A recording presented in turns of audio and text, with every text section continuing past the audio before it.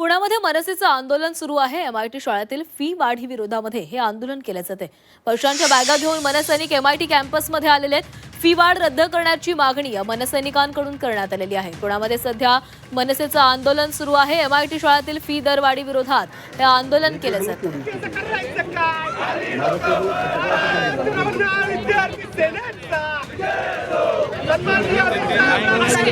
शाळेत आहे पण त्याच्यामध्ये पण सगळे शाळेतलेच विश्वासू आहेत। आम्हाला त्या म्हणजे मॅनेज झाली थोडक्यात सगळे मॅनेज झालेले आहेत।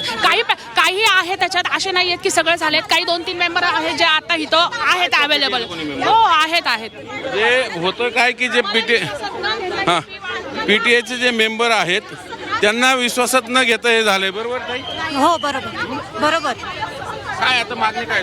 काही पीटीए मेंबर हे स्कूलचे स्टाफ पण आहेत असं कळलं आम्हाला। तुमचा मुलगा किती शिकतो? 6वीला एमआयटी शाळेत।